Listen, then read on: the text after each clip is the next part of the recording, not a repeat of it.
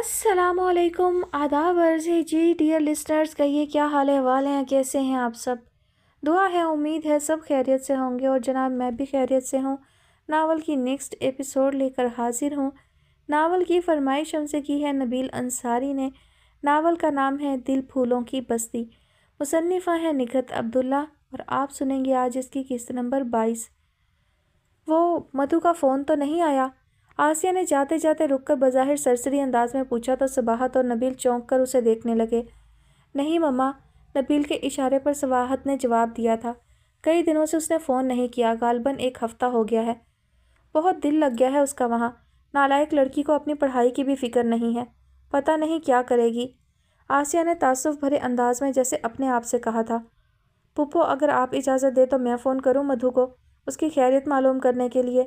نبیل نے اپنی جگہ سے اٹھتے ہوئے کہا تو وہ فوراً بولی، نہیں، یہاں سے کوئی فون نہیں کرے گا۔ کیوں پھپھو، آپ مدھو سے کیوں بدگمان ہو رہی ہیں؟ وہ خود سے تو نہیں گئی۔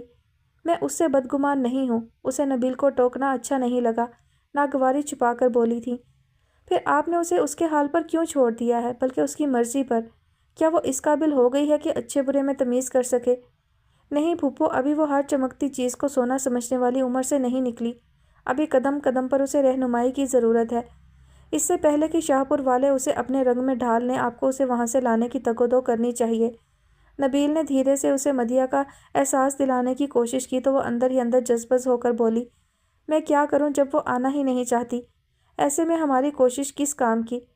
الٹا ہمیں منہ کی کھانی پڑے گی جب وہ یہ کہہ دے گی کہ وہ ہمارے ساتھ نہیں اپنے باپ کے پاس رہنا چاہتی ہے۔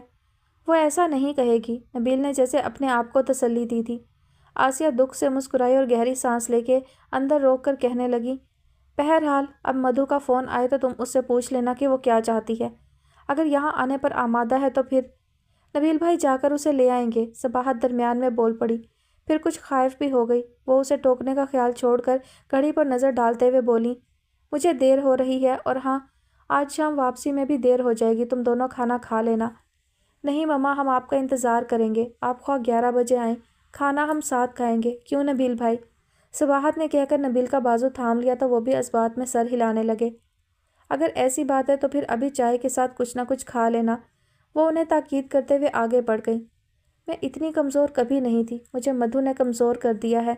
گاڑی گیٹ سے نکالتے ہی اسے پھر مدیحہ کا خیال آ گیا تھا، اور حقیقتاً وہ اس کے لیے بہت پریشان تھی اور بے بس بھی، اس لیے سٹینڈ نہیں لے رہی تھی، ورنہ اگر مدیحہ اس کے پاس آنے پر آمادگی ظاہر کرتی تو وہ یوں خاموش نہیں بیٹھ سکتی تھی۔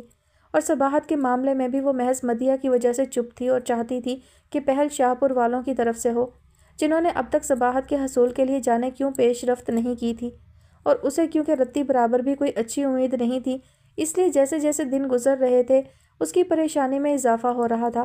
اور ابھی یہ جان کر کہ مدیحہ نے 1 ہفتے سے فون نہیں کیا، وہ اور متوحش ہو گئی تھی۔ گو کہ خود اس نے ایک بار بھی مدیحہ کا فون نہیں سنا تھا، پھر بھی اطمینان تھا جو کہ اب اچانک رخصت ہو گیا تھا۔ سارا وقت مریضوں کو اٹینڈ کرنے کے دوران بھی بار بار ہمیشہ کی طرح اسے غیر ذمہ داری اور موڈی کہہ کر خود کو بہلا بھی نہیں پا رہی تھی۔ تقریباً 10 بجے وہ ایک ڈیلیوری کیس سے فارغ ہو کر اپنے کمرے میں آئی تو بہت تھک گئی تھی۔ زیادہ ذہنی انتشار نے تھکا دیا تھا جو وہ فوراً گھر جانے کی بجائے اپنے اعصاب پرسکون کرنے کی خاطر ہاتھ منہ دھو کر وہیں بیٹھ گئی اور ماسی کو بلا کر چائے لانے کا کہا تو وہ اس کے سامنے ٹیبل سے ایک کارڈ اٹھا کر اس کی طرف بڑھاتے ہوئے بولی، بی بی، یہ آدمی بہت دیر سے بیٹھا ہے۔ کون ہے؟ اس نے کارڈ لے کر اپنی آنکھوں کے سامنے کیا تو اس کے اعصاب مزید تن گئے، پیشانی پر ایک ساتھ کئی لکیریں ابھر آئی تھیں۔ کیا کہوں جی اس سے؟ ماسی پوچھ رہی تھی۔ اس نے چونک کر ماسی کو دیکھا، پھر چند لمحے سوچنے کے بعد بولی تھی، بھیج دو، اور سنو، چائے ابھی مت لانا۔ جی اچھا۔ ماسی چلی گئی تو وہ ایک نظر اپنا جائزہ لے کر سیدھی ہو بیٹھی اور خود کو مصروف ظاہر کرنے کی خاطر پین اٹھا کر پیڈ پر چلانے لگی۔ اگلے پل شاہ جہانگیر حیات دروازے پر نمودار ہوئے۔ السلام علیکم۔ وہ سر اونچا کر کے براہ راست انہیں دیکھنے لگی، بولی کچھ نہیں۔ اندر آ سکتا ہوں؟ شاہ جہانگیر نے ہلکے سے دروازہ بجا کر اپنے تئیں اسے چونکانا چاہا، لیکن وہ بڑے آرام سے سامنے کرسی کی طرف اشارہ کر کے بولی، تشریف لائیے۔ شکریہ۔ شاہ جہانگیر آ کر بیٹھ گئے تو اس نے پہلے اپنی رسٹ واچ پر نظر ڈال کر ایک طرح سے جتایا کہ اس کے پاس زیادہ وقت نہیں ہے، پھر انہیں دیکھ کر بولی، فرمائیے کیسے زحمت کی؟ میں صباحت کے سلسلے میں حاضر ہوا ہوں۔ کیا سوچا ہے آپ نے؟ شاہ جہانگیر نے اس کا نروٹھا انداز دیکھتے ہوئے تمہید کا ارادہ ترک کر دیا۔ وہ اندر تک سلگ گئی تھی۔ دل چاہا اس شخص کو بری طرح بے عزت کر کے باہر نکال دے، لیکن مدیحہ کا خیال تھا جو اسے بہت ضبط کرنا پڑا۔ پھر بھی جب بولی تو لہجے میں غصہ تھا۔ آپ کو صباحت کی فکر کرنے کی ضرورت نہیں ہے، اور نہ ہی اس بات سے سروکار کہ میں نے اس کے لیے کیا سوچا ہے۔ آپ شاید بھول رہی ہیں کہ وہ میرے بیٹے علی کی منکوحہ ہے۔ انہوں نے فاتحانہ انداز میں جتایا تو وہ تنفر سے بولی، جی نہیں، میں کچھ نہیں بھولی۔ مجھے یہ بھی یاد ہے کہ ایک بار پہلے بھی آپ میرے باپ کے دروازے پر آئے تھے۔ میں گزری باتیں دہرانے نہیں آیا، وہ فوراً بولے تھے، مجھے صرف صباحت کی رخصتی طے کرنی ہے۔ بس کریں شاہ جہانگیر حیات، اتنے نادان نہیں ہیں آپ جو میرا جواب نہ جانتے ہوں۔ انسان ایک بار دھوکہ کھاتا ہے اور وہ بھی انجانے میں، سمجھے آپ؟ اور اب آپ جا سکتے ہیں۔ وہ اب مزید ضبط نہیں کر سکتی تھی۔ انہیں جانے کا کہہ کر خود بھی اٹھ کھڑی ہوئی تو شاہ جہانگیر اس کی تقلید کرتے ہوئے بولے، آپ غلطی کر رہی ہیں ڈاکٹر آسیہ۔ اس نے کوئی جواب نہیں دیا، خاموشی سے اپنی چیزیں سمیٹنے میں لگ گئی، اور گو کہ شاہ جہانگیر بھی اس کی طرف سے عزت افزائی کی امید لے کر نہیں آئے تھے۔ پھر اس کا رویہ انتہائی ہتک آمیز لگا۔ بمشکل خود پر ضبط کرنے کے بعد بولے تھے، میرا خیال ہے اس وقت آپ تھکی ہوئی ہیں، اس لیے میری بات سمجھ نہیں پا رہی۔ گھر جا کر آرام سے سوچیے گا اور کوئی بھی فیصلہ کرتے ہوئے یہ بات ذہن میں رکھیے گا کہ مدیحہ ہمارے قبضے میں ہے۔ کیا مطلب ہے آپ کا؟ وہ ایک دم چیخی تھی۔ مدیحہ کی سلامتی کے لیے۔ شٹ اپ جہانگیر حیات۔ وہ کس طرح خود پر قابو نہیں پا سکی۔ آپ مجھے بلیک میل نہیں کر سکتے۔ Now get lost. Shah Jahangir نے چند لمحے رک کر اس کے تپے ہوئے سرخ چہرے کو دیکھا، پھر ذرا سے کندھے اچکا کر باہر نکل گئے تو وہ جو ٹیبل پر دونوں ہاتھ جما کر خود کو سہارا دیے ہوئے تھی، کرسی پر ڈھہ گئی اور دونوں ہاتھوں میں سر تھام لیا۔ ذہن کچھ سوچنے کے قابل نہیں رہا تھا، مزید یہ کہ جسم سے جان نکلتی ہوئی محسوس ہو رہی تھی۔ کچھ دیر بعد سسٹر کمرے میں آئی تو اسے اس حالت میں دیکھ کر پریشان ہو گئی۔ کیا ہوا میڈم؟ اس نے آواز سن کر بھی کوئی حرکت نہیں کی تو سسٹر جلدی سے جا کر گلوکوز بنا کر لے آئی اور اپنے ہاتھ سے گلاس اس کے ہونٹوں سے لگا دیا۔ چند گھونٹ لے کر اس نے اپنا سر چیئر کی بیک پر رکھ کر آنکھیں بند کر لیں۔ تبھی فون کی بیل بج اٹھی۔ سسٹر نے ریسیور اٹھا کر ہیلو کہا، پھر اس سے بولی، میڈم آپ کے گھر سے فون ہے۔ وہ بہت نقاہت محسوس کر رہی تھی، ذرا سی آنکھیں کھول کر سسٹر کو دیکھا اور آہستہ آواز میں بولی، کہہ دو میں فارغ نہیں ہوں۔ سسٹر نے اس کی بات دہرا کر فون بند کر دیا تو اس نے اسے جانے کا اشارہ کر کے پھر آنکھیں بند کر لیں۔ وہ تنہائی چاہتی تھی، لیکن تنہائی کہاں تھی؟ بند پلکوں کے اندر ایک فلم سی چلنے لگی تھی جس میں تسلسل نہیں تھا۔ ماضی و حال کے واقعات گڈمڈ ہو رہے تھے، ایسے ہی چہرے اور آوازیں تھیں۔ اطمینان رکھیں، کم از کم بیٹی کے معاملے میں تو میں کوئی کوتاہی نہیں کر سکتا۔ اچھا ہی سوچوں گا، اچھا ہی چاہوں گا، شاہ سکندر نے کہا تھا، اور ان کا اعتبار کر کے ہی اسے یہ دن دیکھنا پڑا تھا کہ دونوں بیٹیوں میں سے ایک کو اسے خود اپنے ہاتھوں سے سولی چڑھانا تھا، اور وہ کس کی طرف سے دل پر پتھر رکھے؟ مدھو، صبا، مدھو۔ بالکل غیر ارادی طور پر وہ انتخاب کرنے لگی تھی کہ ایک دم گھبرا کر آنکھیں کھول دیں، جیسے بھیانک خواب سے جاگی ہو۔ دل زور زور سے دھڑک رہا تھا اور پیشانی کے ساتھ ہتھیلیاں بھی پسینے سے تر ہو گئی تھیں۔ میرے خدا! اس نے دونوں ہاتھوں کو آپس میں ملا کر رگڑا، پھر انگلیاں بالوں میں پھنسا کر سر کو زور زور سے جھٹکے دے کر ایک طرح سے ساری سوچوں سے نجات حاصل کرنے کی کوشش کی، اور کسی حد تک کامیابی ہوئی تو فوراً گھر کا خیال آیا۔ 12 بج چکے تھے۔ گھڑی دیکھتے ہی وہ گاڑی کی چابی لے کر اٹھ کھڑی ہوئی تھی۔ وہ کبھی اس طرح اور اتنا نہیں روئی تھی، نہ کبھی کہیں شکست تسلیم کر کے ہتھیار ڈالے تھے۔ اس کے برعکس ذرا سی زیادتی پر سارا گھر سر پر اٹھا لیتی تھی، اور جب تک اپنی منوا نہیں لیتی چین سے نہیں سوتی تھی۔ لیکن یہاں کون تھا اس کی سننے والا؟ اتنے بڑے ریسٹ ہاؤس میں چوکیدار، اس کی بیوی اور 2 بچے، جن پر چیخ چلا کر اسے کچھ حاصل نہیں ہونا تھا، کیونکہ وہ بابا جان کے حکم کے غلام تھے، اور ان بے بسوں سے بھی بڑھ کر اس پر بے بسی طاری ہوئی تھی جس نے اسے اتنا رلایا تھا۔ دوپہر سے شام ہو گئی اور پھر تاریکی کے ساتھ ساتھ خوفناک سناٹا پھیلنے لگا تھا۔ وہ جس کمرے میں بیٹھی تھی اس کی کھلی کھڑکیوں سے دور تک کہیں زندگی کے آثار نظر نہیں آ رہے تھے۔ دور تک پھیلا سبزہ دن کے اجالے میں جتنا دلکش تھا، اب اتنا ہی خوفناک۔ اس نے چاہا کہ اٹھ کر کھڑکیاں بند کر دے، لیکن ہمت ہی نہیں ہوئی تو سر گھٹنوں میں چھپا لیا۔ کچھ دیر بعد بٹن آن ہونے کی ہلکی سی آواز کے ساتھ روشنی محسوس ہوئی، تبھی اس نے ڈرتے ڈرتے سر اونچا کیا اور چوکیدار کی بیوی کو دیکھ کر کچھ ٹھارس بندھی تو پوچھنے لگی، کوئی آیا ہے؟ نہیں بی بی، اس وقت کون آئے گا؟ آپ یہ کھانا کھا لو، دوپہر میں بھی نہیں کھایا۔ چوکیدارنی نے ٹرے اس کے سامنے رکھی، پھر نیچے بیٹھتے ہوئے کہنے لگی، آپ روتی کیوں ہو؟ یہاں آپ کو کوئی تکلیف نہیں ہوگی۔ یہ کون سی جگہ ہے؟ اس نے انسنی کر کے پوچھا۔ یہ سکندر سائیں کی جاگیر ہے۔ آپ پہلے کبھی ادھر نہیں آئیں؟ اس نے بتا کر پوچھا۔ نہیں، پاپا آتے ہیں یہاں۔ کون؟ وہ سمجھی نہیں۔ پاپا، شاہ سکندر جن کی یہ جاگیر ہے، وہ یہاں آتے ہیں؟ اس نے اپنی بات پر زور دے کر پوچھا۔ میں تو جب سے یہاں ہوں نہیں آئی، اس سے پہلے پتہ نہیں۔ آپ بھی کھانا بھی کھاؤ نا۔ چوکیدارنی نے ٹرے کو مزید اس کے سامنے کھسکایا تو اس نے پانی کا گلاس اٹھا لیا اور ایک گھونٹ لے کر پوچھنے لگی، تم کب سے یہاں ہو؟ اب یہ مت کہہ دینا کہ پیدا ہی یہیں ہوئی تھی۔ نہیں جی، شادی ہو کر آئی ہوں ادھر، اس سے پہلے بڑے سائیں کی حویلی میں تھی۔ بڑی چودرانی کی بڑی خدمت کی ہے میں نے اور میری ماں، وہ تو ابھی بھی ادھر ہی ہے۔ اچھا، کون ہے تمہاری ماں؟ اس نے گلاس رکھ کر کھانا شروع کرتے ہوئے پوچھا۔ اصل میں وہ اس کے چلے جانے سے خائف تھی، اس لیے بات کو طول دے رہی تھی۔ جیرا، پھر تو مہرا تمہاری بہن ہوئی۔ ہاں جی، آپ کو کیسے پتا؟ چوکیدارنی اسے یوں دیکھنے لگی جیسے پہچاننے کی کوشش کر رہی ہو۔ میں وہیں سے آ رہی ہوں۔ ہیں جی، میں نے تو آپ کو ادھر نہیں دیکھا۔ مائی گاڈ، وہ اکتا گئی۔ تم کوئی اور بات نہیں کر سکتی؟ اور کیا بات کروں؟ وہ سوچ میں پڑ گئی۔ اچھا یہ بتاؤ، بابا جان دوبارہ کب آنے کو کہہ گئے ہیں؟ پتہ نہیں جی، میرے آدمی کو پتہ ہوگا، پوچھ کر آؤں؟ وہ اٹھنے لگی کہ اس نے روک دیا۔ نہیں، صبح میں خود معلوم کروں گی۔ اور سنو، تم یہی میرے پاس سونا، بے شک اپنے دونوں بچوں کو لے آؤ۔ اپنے آدمی سے پوچھتی ہوں، وہ کہے گا تو آ جاؤں گی۔ وہ اٹھ کھڑی ہوئی اور اس کے سامنے سے ٹرے اٹھا کر چلی گئی تو اس نے گہری سانس کھینچتے ہوئے سوچا، کیسے کیسے لوگ ہیں دنیا میں۔ کوئی حکمرانی کے نشے میں چور ہو کر بھی خوش نہیں اور کوئی غلامی میں بھی خوش۔ کھانے کے بعد بدن میں کچھ توانائی آ گئی تھی اور ذہن بھی سوچنے کے قابل ہو گیا تھا، البتہ اندر خوف چوں کا توں موجود تھا۔ جبھی چوکیدارنی کے واپس آنے کا انتظار کرنے لگی اور وہ کوئی 15 منٹ کے بعد آئی تھی، اپنے ایک بچے کو سینے سے لگائے ہوئے۔ اس کے بیڈ کے برابر نیچے گدا بچھا کر بچے کو سلایا اور خود بھی اس کے ساتھ لیٹ گئی۔ وہ جو یہ ساری کاروائی خاموشی سے دیکھ رہی تھی، فوراً پوچھنے لگی، تم سو رہی ہو؟ نہیں جی، مجھے پتہ ہے آپ کو ڈر لگ رہا ہے، جب تک آپ سو نہیں جاؤ گی میں نہیں سوتی۔ اس نے لمبی جماہی لے کر کہا تو وہ برا سا منہ بنا کر بولی، مجھے کوئی ڈر نہیں لگ رہا، تم سو جاؤ آرام سے۔ ہیں جی؟ ہاں جی۔ اس کی برداشت کی حد ختم ہو گئی تھی، چیخ کر بولی، پھر سر جھٹک کر اٹھ کھڑی ہوئی اور ادھر سے ادھر ٹہلنے لگی۔ چوکیدارنی نے چپ سادھ لی اور کچھ دیر میں سو بھی گئی تھی، اور سونا تو وہ بھی چاہتی تھی لیکن نیند کا کہیں پتہ نہیں تھا۔ ٹہلتے ٹہلتے تھک گئی تو لائٹ آف کر کے اپنی جگہ پر آ کر لیٹی اور کھڑکی سے ہوتی ہوئی اس کی نظریں آسمان کے سینے پر جگمگاتے ستاروں میں بھٹکنے لگیں، جبکہ ذہن کے دریچوں پر ایسی ہی ننھی ننھی قندیلیں جلنے بجھنے لگی تھیں۔ وہ دن جو لوٹ کر نہیں آئے تھے، سب کی محبتوں کے ساتھ اسے اس کے منفی رویوں کی چھب دکھلا رہے تھے۔ اس کا قصداً الماری زور سے بند کرنا کہ ادھر نبیل بھائی اپنے کمرے میں اچھل پڑتے، صبا پر خواہ کا روب جمانا، اور جو کبھی مما ڈانٹ دیتی تو وہ فوراً شاکی ہو کر دھمکی دیتی، میں اپنے باپ کے پاس چلی جاؤں گی۔ کس قدر خائف کر دیتی تھی وہ اپنے ایک جملے سے سب کو، خصوصاً صبا تو اس کے سامنے ہاتھ جوڑ کر رو پڑتی تھی، خدا کے لیے مدھو تم شاہ سکندر کا خیال چھوڑ دو۔ کیوں چھوڑ دوں؟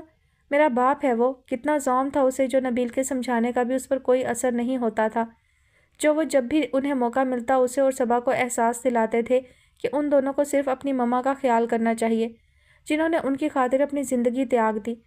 اور یہی سچ تھا، لیکن اس کے اندر تو جیسے احساس نام کی کوئی چیز ہی نہیں تھی، الٹا ضد باندھ لیتی۔ پھر احمد نے باہر شادی کیا کہ اس کے دل میں ہر ایک کے خلاف نفرت بھر گئی تھی۔ اف، ایک شخص کا بدلہ میں نے کس سے نہیں لیا؟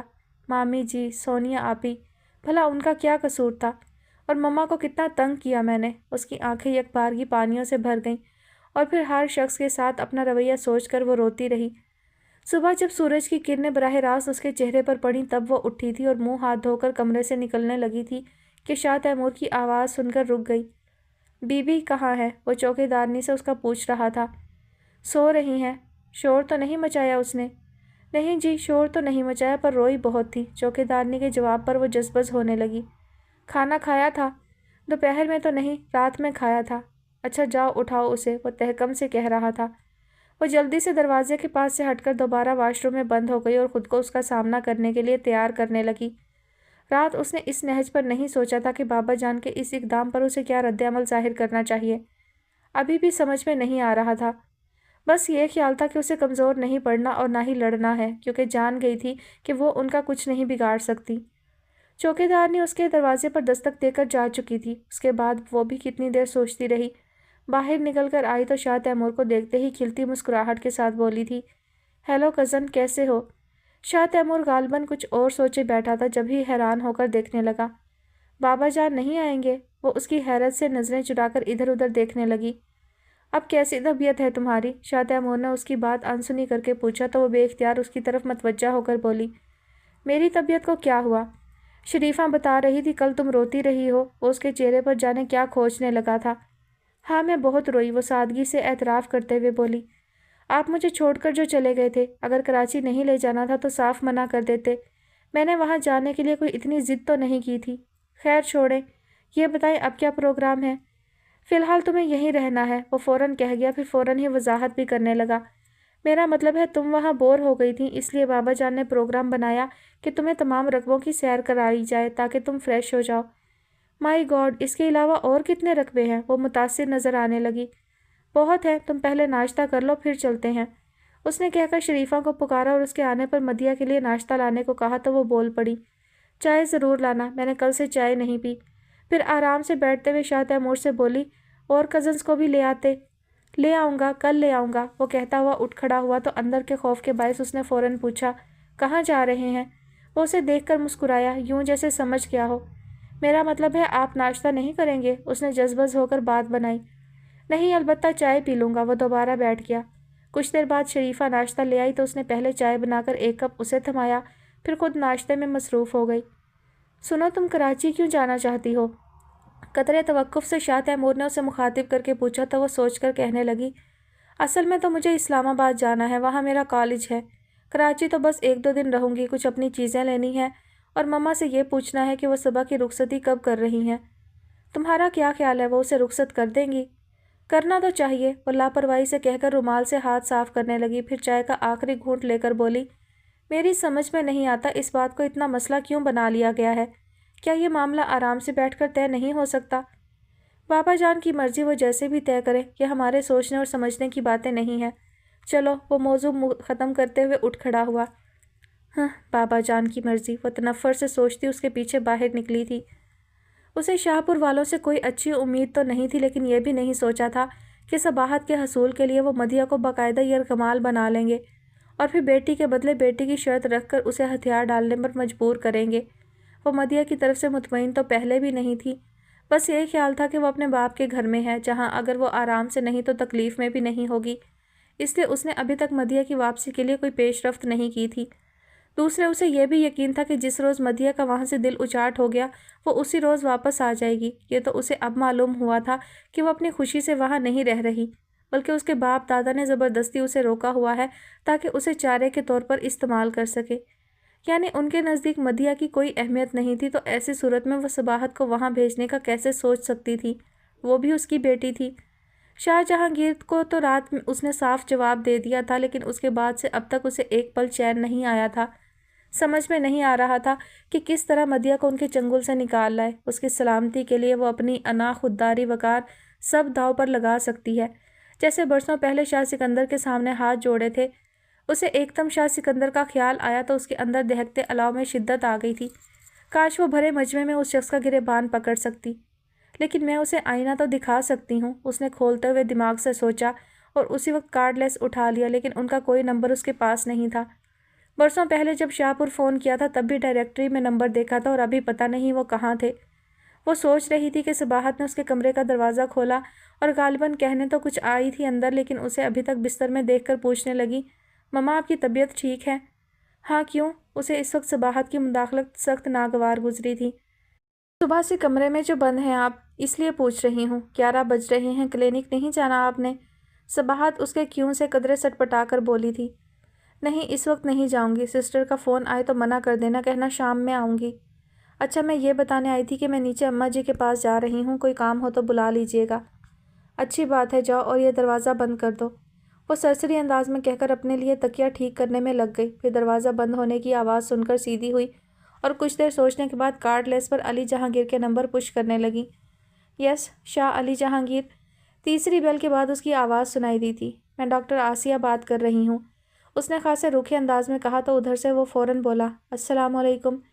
وعلیکم السلام، کیا تم بتا سکتے ہو کہ شاہ سکندر حیات اس وقت کہاں ہوں گے؟ اس نے مختصر جواب کے ساتھ پوچھا۔ جی، اس وقت کوئٹہ میں ہیں اور شام 6 بجے وہاں سے اسلام آباد کے لیے روانہ ہوں گے۔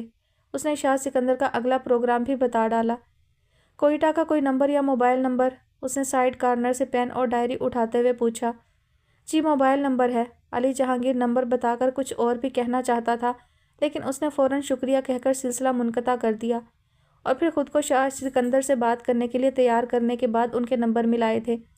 یس، شاہ سکندر حیات، بالکل وہی انداز تھا جو اس سے پہلے علی جہانگیر کا تھا۔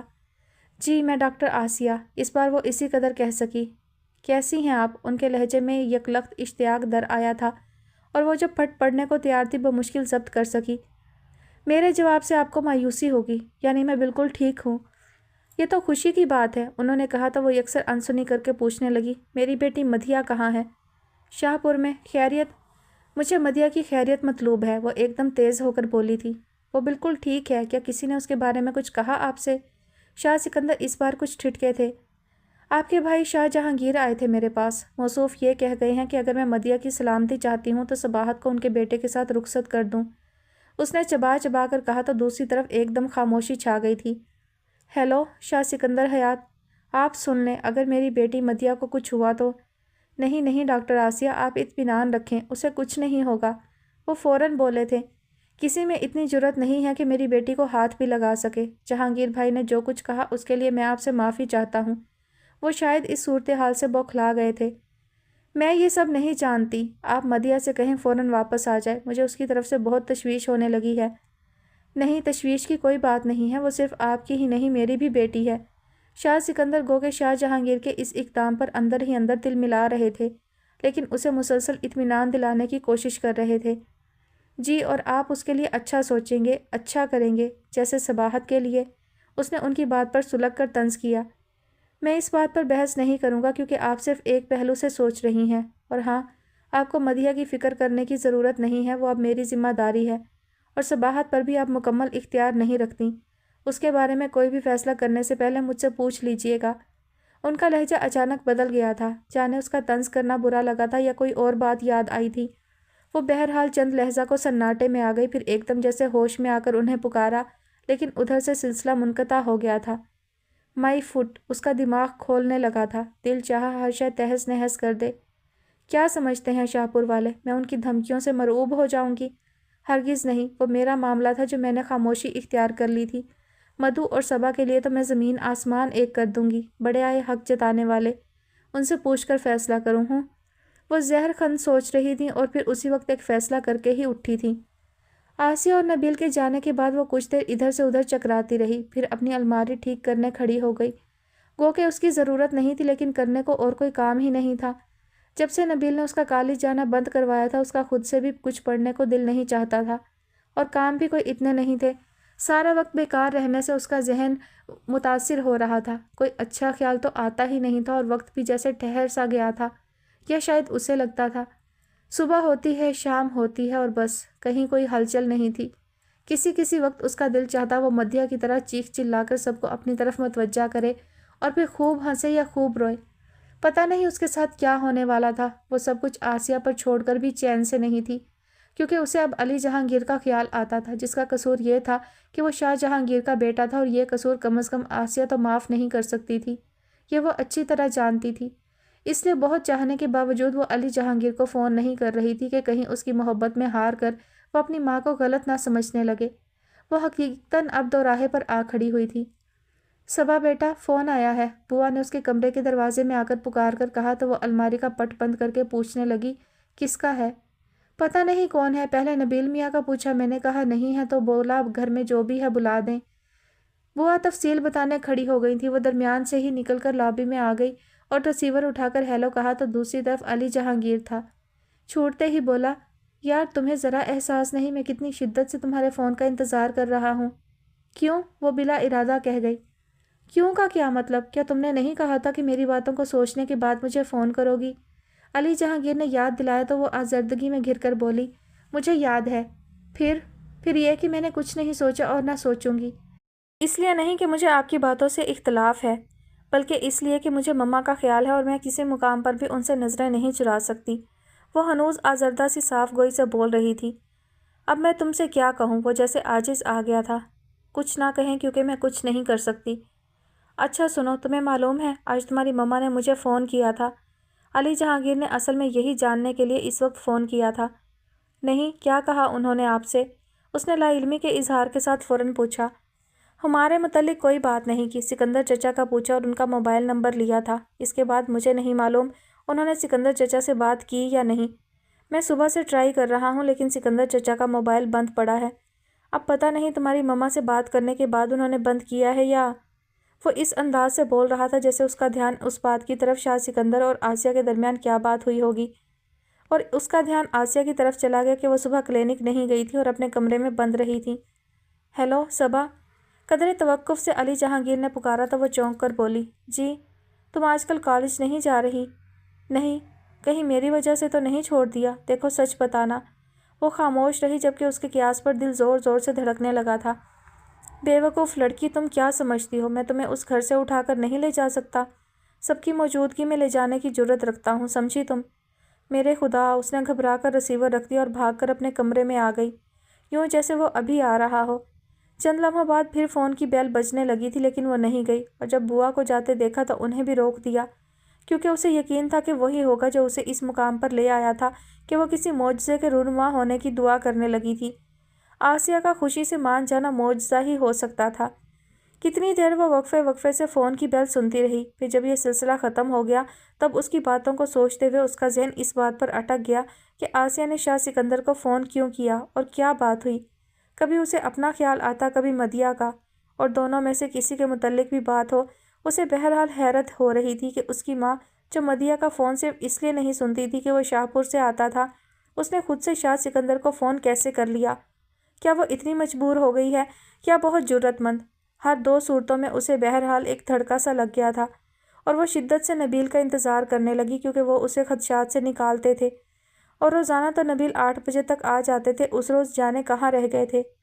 وہ اپنے کمرے سے ٹیرس پر اور ٹیرس سے کمرے تک کے چکر لگا لگا کر تھک گئی، اور ان کی آمد ہوئی بھی تو 9 بجے، وہ بھی آسیہ کے ساتھ، جس سے وہ فوراً کچھ کہنے سے رہ گئی، البتہ ٹوکنے سے باز نہیں آئی۔ آپ کہاں چلے گئے تھے؟ میں پھپھو کے ساتھ تھا، نبیل نے بے دھیانی میں جواب دیا، اور اس سے پہلے کہ مزید کچھ کہتے آسیہ اس سے بولی، بیٹا جاؤ پہلے کھانا لگاؤ۔ وہ نبیل کو دیکھتی ہوئی وہیں سے کچن میں چلی گئی۔ پھر کھانے کے بعد وہ معمول کے مطابق نبیل کے لیے چائے لے کر ان کے کمرے میں آئی تو خلاف معمول وہ ادھر سے ادھر ٹہل رہے تھے۔ اسے دیکھا تو رک گئے اور اسٹک سے چائے کا مگ کارنر ٹیبل پر رکھنے کا اشارہ کیا تو وہ منہ بسوڑتی ہوئی آواز میں بولی، مجھے جانے کا اشارہ نہیں کیجیے گا، میں نہیں جاؤں گی۔ کیوں؟ بس۔ وہ مگ کارنر پر رکھ کر آرام سے صوفے میں دھس گئی تو نبیل کچھ دیر اسے دیکھتے رہے، پھر اس کے پاس آ کر بیٹھتے ہی پوچھنے لگے، ہاں کیا بات پریشان کر رہی ہے تمہیں؟ وہ شام میں علی جہانگیر کا فون آیا تھا، اس نے رک رک کر بتایا، اور نبیل نے ایک دم گردن موڑ کر اسے دیکھا تو سر جھکا کر بولی، میں نے نہیں، انہوں نے کیا تھا۔ تو اس میں پریشانی کی کیا بات ہے؟ پریشانی کی بات وہ ہے جو انہوں نے بتائی، اس نے فوراً کہا تو نبیل ایک بار پھر چونکے تھے۔ کیا بتایا ہے اس نے؟ بتا رہے تھے آج مما نے شاہ سکندر کو فون کیا تھا۔ اپنے تئیں اس نے بڑے راز کا انکشاف کیا، لیکن نبیل یوں سر جھٹکا جیسے یہ کوئی اہم بات نہ ہو، اور چائے کا مگ اٹھا کر ہونٹوں سے لگا لیا تو وہ حیران ہو کر بولی، آپ کو حیرت نہیں ہوئی نبیل بھائی؟ اس میں حیرت کی کیا بات ہے؟ نبیل نے اطمینان سے کہا تو وہ الجھ کر بولی، ہے کیوں نہیں، مما تو شاہ سکندر کا نام بھی سننا نہیں چاہتی تھی، پھر انہیں فون کرنے کا مطلب؟ مدیحہ کے لیے فون کیا تھا، اسے واپس بلانا چاہتی ہیں، لیکن… نبیل ایک دم خاموش ہو گئے۔ لیکن کیا وہ نہیں آنا چاہتی؟ اس نے فوراً پوچھا تو نبیل گہری سانس کھینچ کر کہنے لگے، پتہ نہیں وہ کیا چاہتی ہے، شاید آنا چاہتی ہے لیکن شاہ پور والے اسے نہیں آنے دے رہے، ان کا کہنا ہے پہلے تمہیں رخصت کریں پھر وہ مدیحہ کو بھیجیں گے۔ یہ انتہائی واہیات کوشش ہے، ان کی پھپھو کو بلیک میل کر رہے ہیں۔ وہ سناٹے میں آ کر انہیں دیکھے جا رہی تھی۔ اب تک ہم یہ سمجھتے رہے کہ مدھو وہاں اپنی مرضی سے رہ رہی ہے اور خوش ہے، لیکن وہ خوش نہیں ہے۔ میں جانتا ہوں وہ اس گھر کے علاوہ کہیں نہیں رہ سکتی، اس پر جبر کیا گیا تو وہ مر جائے گی۔ اف نہیں، وہ ایک دم ہاتھوں میں چہرہ چھپا کر رو پڑی تو نبیل ایک نظر اسے دیکھ کر خاموش ہو گئے۔ کچھ دیر بعد وہ ہاتھ نیچے گرا کر پوچھنے لگی، پھر آپ اسے کیسے لائیں گے؟ لے آئیں گے، پہلے تمہارا معاملہ نمٹا لیں۔ نبیل نے ہاتھ بڑھا کر تکیے کے نیچے سے ایک لفافہ کھینچا، پھر اسے دیکھ کر بولے، پھپھو نے تمہارے بارے میں فیصلہ کر لیا ہے۔ وہ کچھ بولی نہیں لیکن اس کی نظریں ان کے ہاتھوں میں پکڑے لفافے پر جا پڑی تھیں، جبکہ اندر دل یکلخت خاموش ہو گیا تھا۔ مدیحہ کو بھیجنے کے لیے جو شرط انہوں نے رکھی ہے، پھپھو پہلے اس کا خاتمہ کر رہی ہیں، اس کے بعد وہ کوئی دعویٰ نہیں کر سکیں گے۔ نبیل نے کہتے ہوئے لفافے میں سے پیپرز نکال کر اس کے سامنے کر دیے، جن پر ایک نظر ڈال کر اس نے ناسمجھی کے عالم میں انہیں دیکھا تو وہ قدرے رک کر بولے، خلا کے کاغذات ہیں، سائن کر دو۔ اس کے اندر چھن سے کوئی چیز ٹوٹی تھی۔ پھٹی پھٹی آنکھوں سے کوٹ پیپر دیکھنے لگی جس پر اس کی طرف سے تحریر لکھی ہوئی تھی۔ کیا ستم ظریفی تھی کہ اپنے دل کی بستی اسے اپنے ہاتھوں سے اجاڑنی تھی، اور کوئی احتجاج بھی نہیں کرنا تھا، کیونکہ پہلے مرحلے پر ہی اس نے فیصلے کا اختیار آسیہ کو سونپ دیا تھا۔ نبیل نے پین اس کے ہاتھ میں تھما کر پیپر پر اس جگہ انگلی رکھ دی جہاں اسے سائن کرنا تھا۔ اس کی آنکھیں یکبارگی پانیوں سے بھر گئیں، اور اس سے پہلے کہ کوئی قطرہ پلکوں سے گرتا وہ سائن کر کے اٹھ کھڑی ہوئی اور تیزی سے جانے لگی کہ نبیل پکار کر بولے، سنو، میں جانتا ہوں تم پھپھو کے اس فیصلے سے خوش نہیں، اگر کہو تو میں انہیں مزید اقدام سے روکنے کی کوشش کروں۔ نہیں نبیل بھائی، ماما نے اپنی ساری زندگی ہمارے لیے وقف کر دی، میں کیا ان کے لیے اتنا بھی نہیں کر سکتی کہ ان کے فیصلے کو قبول کر لوں؟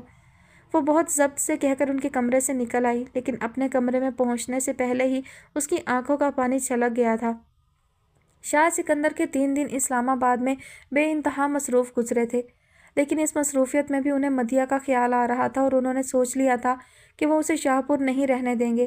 جیسا کہ اس نے بتایا تھا کہ وہ اسلام آباد میں پڑھتی ہے تو وہ اس بہانے اسے اسلام آباد لے آئیں گے اور ہاسٹل میں اس کی رہائش کا انتظام کر دیں گے، اور جب تک آسیہ کا ان کی طرف سے دل صاف نہیں ہو جاتا اور بخوشی انہیں دونوں بیٹیوں سے ملتے رہنے کی اجازت نہیں دے دیتی، وہ مدیحہ کو اعتماد میں لے کر آسیہ سے دور ہی رکھیں گے، کیونکہ اس عرصے میں مدیحہ ان کے دل میں الماس اور آغا کے برابر جگہ بنا چکی تھی۔ اس لیے اب ان کے لیے یہ ممکن نہیں تھا کہ آسیہ کی خوشی کی خاطر ہمیشہ کے لیے مدیحہ اور صبا سے دستبردار ہو جاتے۔ ایک بار پہلے وہ آسیہ کی خاطر ایسا کر چکے تھے، تب انہیں صرف اس کا خیال تھا، اور اب اس کے خیال کے ساتھ بیٹیوں کا احساس بھی تھا جنہیں وہ سمجھتے تھے اب ان کی ضرورت ہے۔ ان کی ماں لاکھ پڑھی لکھی ذہین عورت سہی، پھر بھی تنہا ان کے لیے کچھ نہیں کر سکتی۔ بہرحال 3 روز بعد جب وہ اسلام آباد کی مصروفیات سے نکل کر شاہ پور پہنچے تو سیدھے مدیحہ کے کمرے میں آئے تھے، اور اسے موجود نہ پا کر یہی سمجھے کہ کہیں ادھر ادھر یا بی بی جان کے پاس ہوگی۔ اس لیے اپنے کمرے میں آ کر انہوں نے مہرالنساء سے اس کے بارے میں فوراً نہیں پوچھا تھا۔ یوں بھی مہرالنساء کو یہ بات ناگوار گزرتی تھی، وہ چاہتی تھی ان کی ساری توجہ اس کی اولاد پر مرکوز رہے۔ آغا کہاں ہے؟ وہ جب ایزی ہو کر بیٹھے تو پہلے مہرالنساء سے آغا کا پوچھا تھا۔ ہارون لالا کی طرف گیا ہے۔ خیریت، تم نے کسی کام سے بھیجا ہے یا؟ شہر بانوں نے بلوایا تھا، مہرالنساء فوراً بولی تھی۔ ہوگا اسے کوئی کام، آغا آئے گا تو خود ہی اس سے پوچھ لینا۔ تم نے نہیں پوچھا تھا؟ انہیں مہرالنساء کی غیر ذمہ داری بہت کھٹکتی تھی، جب ہی ٹوکے بغیر نہیں رہ سکے۔ مجھے کہاں بتاتا ہے؟ وہ صاف دامن بچا کر اٹھ کھڑی ہوئی۔ چائے کا کہوں مہرا سے؟ ہاں، اور ذرا مدیحہ کو میرے پاس بھیج دو، انہوں نے کہا تو وہ جاتے جاتے رک کر بولی، وہ تو چلی گئی۔ کہاں؟ وہ ایک دم سیدھے ہو بیٹھے۔ کراچی، اپنی ماں کے پاس۔ مہرالنساء کا انداز بے حد سرسری تھا۔ کب، کس کے ساتھ گئی ہے؟ ان کی پیشانی پر ایک ساتھ کئی لکیریں نمودار ہو گئی تھیں۔ پتہ نہیں، شاید بابا جان لے گئے تھے۔ بابا جان؟ وہ بے یقینی سے اسے دیکھتے ہوئے اٹھ کھڑے ہوئے۔ کہاں جا رہے ہیں؟ میں چائے کا… وہ اسے بولتا چھوڑ کر کمرے سے نکل آئے تھے۔ کچھ دیر بعد وہ بابا جان کے کمرے میں داخل ہوئے اور انہیں سلام کر کے ایک طرف بیٹھ گئے، کیونکہ بابا جان فضل دین سے بات کر رہے تھے، اور جب اسے فارغ کر کے ان کی طرف متوجہ ہوئے تو انہوں نے دوبارہ سلام کیا۔ السلام علیکم۔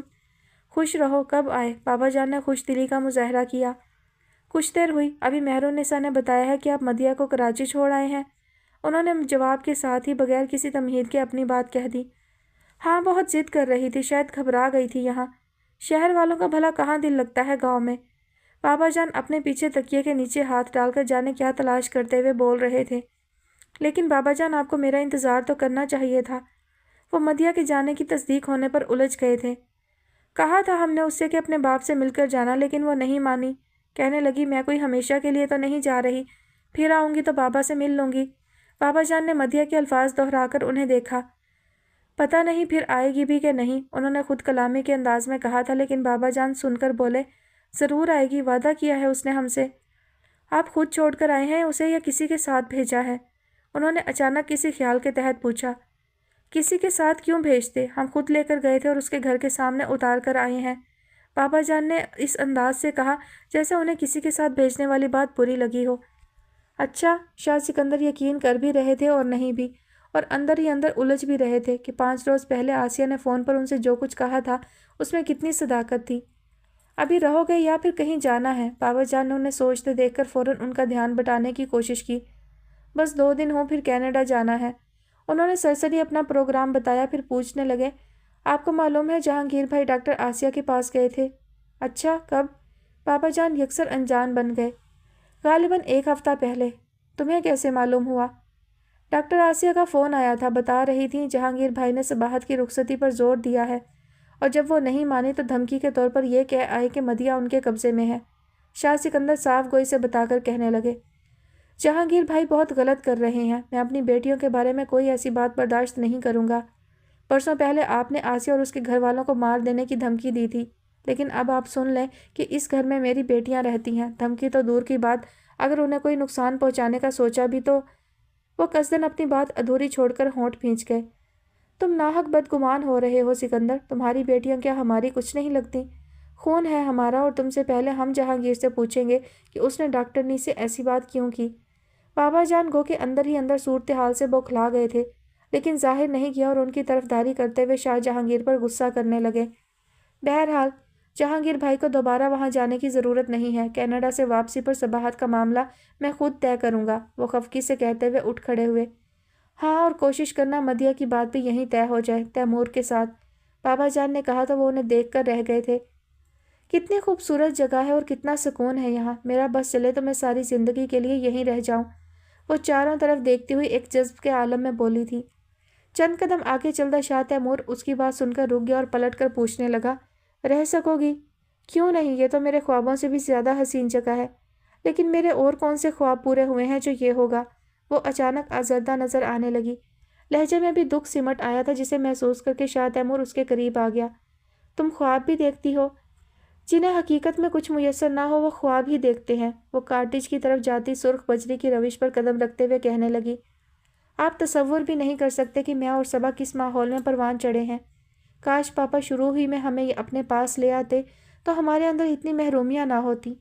ہر بات ہر چیز کو ترسے ہیں ہم۔ مما کے ساتھ جو کچھ ہوا اس میں ہمارا تو کوئی قصور نہیں تھا، لیکن انہوں نے اور ان کے سب گھر والوں نے ہمیں ہی قصوروار سمجھ لیا، جب ہی ہم سے بدلہ لیتے رہے۔ بہت زیادتیاں ہوتی ہیں ہمارے ساتھ، پھر بھی تم وہاں جانا چاہتی ہو؟ شاہ تیمور نے فوراً ٹوکا تو وہ ایک دم تیز ہو کر بولی، کس نے کہا میں جانا چاہتی ہوں؟ سچ پوچھے تو میں کبھی نہیں جانا چاہتی، میرے تو دوبارہ وہاں جانے کا سوچ کر ہی رونگٹے کھڑے ہو جاتے ہیں، پہلے سے بھی زیادہ برا سلوک ہوگا میرے ساتھ، لیکن میں کیا کروں؟ ادھر بابا جان کی حویلی میں بھی میرے لیے جگہ نہیں ہے شاید۔ ارے یہ تم سے کس نے کہا؟ میں محسوس کر سکتی ہوں شاہ تیمور، کوئی نہ کہے تب بھی میں جانتی ہوں کہ مجھے کوئی پسند نہیں کرتا، یہاں تک کہ پاپا کو بھی میری پرواہ نہیں ہے۔ اس کے باوجود میں یہیں رہنا چاہتی ہوں، کیونکہ میری اصل شناخت یہیں سے ہے۔ اگر مما نے اتنی پابندیاں نہ لگائی ہوتی تو میں بہت پہلے یہاں آ چکی ہوتی اور اپنے ساتھ صبا کو بھی لے آتی۔ خیر وہ تو اب آ ہی جائے گی اور تم بھی نہیں جاؤ گی، شاہ تیمور نے کہا تو وہ قدم روک کر اسے دیکھنے لگی۔ میں کہہ رہا ہوں نا تم نہیں جاؤ گی۔ اسے یقین دلانے کی خاطر اس نے زور دے کر اپنی بات دہرائی، پھر کہنے لگا، تمہیں یہ کاٹیج پسند ہے تو ہم یہیں رہیں گے۔ ہم؟ اس کے ہونٹ ذرا سے نیم وا ہو کر پھر ایک دوسرے میں مدغم ہو گئے۔ تم اور میں؟ کیا تمہیں میرے ساتھ رہنے پر کوئی اعتراض ہے؟ شاہ تیمور نے شوخ مسکراہٹ کے ساتھ اس کی آنکھوں میں جھانکا تو وہ نروس سی ہو کر آگے بڑھتے ہوئے بولی، پتہ نہیں آپ کیا کہہ رہے ہیں۔ ارے وہ ذرا سا ہنسا، پھر قدم بڑھا کر اس کے ساتھ ساتھ چلتے ہوئے کہنے لگا، میں تمہارے خوابوں کو تعبیر دینے کی بات کر رہا ہوں۔ سچ بتاؤ اپنے خوابوں کی حسین راہ گزر پر تم کس کا ہاتھ تھام کر چلتی رہی ہو؟ کوئی ماورائی مخلوق یا مجھ جیسا عام انسان؟ عام سا؟ میرے خدا! وہ بھاگ کر کاٹیج کا گیٹ پار کر گئی۔ شاہ تیمور خوشگوار سے احساس میں گھر کر اس کے پیچھے دیکھتا رہا۔ کوریڈور سے آگے جب وہ دروازے کے اندر غائب ہو گئی تب جیب سے موبائل نکال کر بابا جان کے نمبر پش کرنے لگا۔ السلام علیکم بابا جان، میں تیمور بات کر رہا ہوں۔ جی سب ٹھیک ہے۔ نہیں بابا جان کوئی مسئلہ نہیں، بلکہ وہ تو بہت خوش ہے یہاں، آپ شاید اسے سمجھے نہیں، وہ واپس نہیں جانا چاہتی۔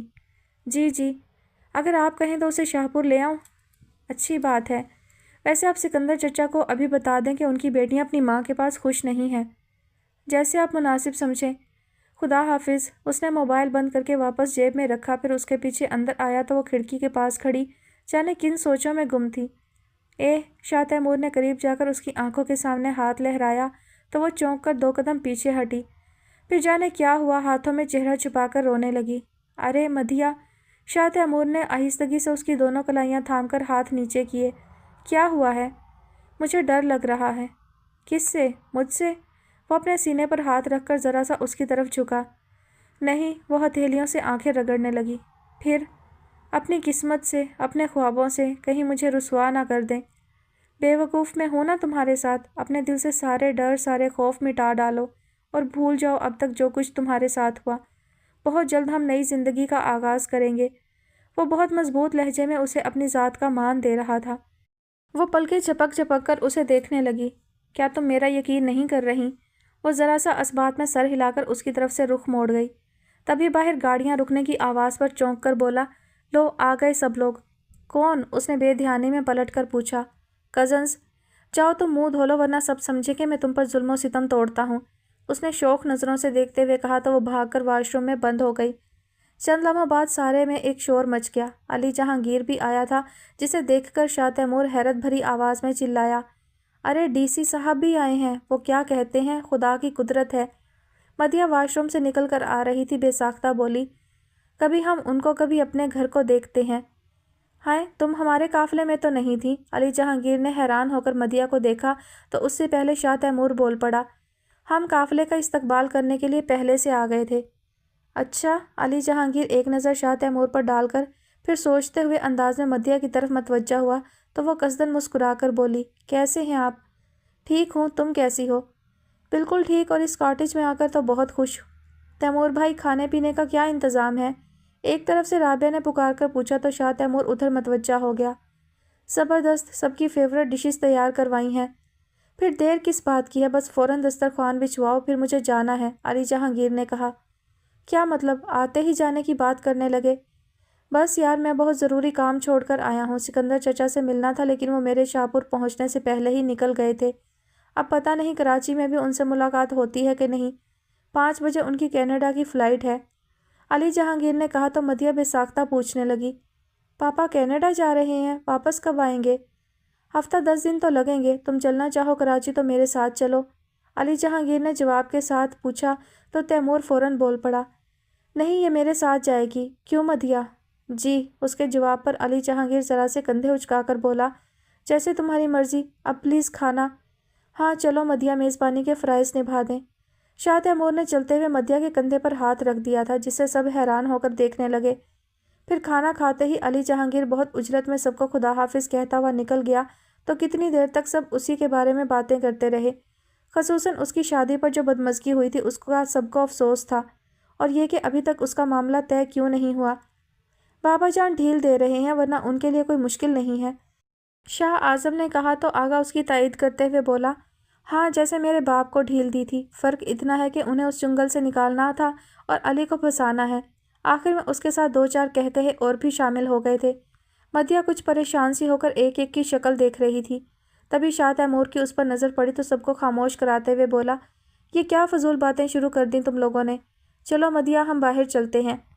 लगता है अली की तरह ये भी। आज़म ने तमस्खराना अंदाज पर वो उसे घूरता हुआ उठ खड़ा हुआ और सबके दरमियान से मदिया का हाथ पकड़कर उसे भी उठा दिया। कहाँ ले जाओगे इसे?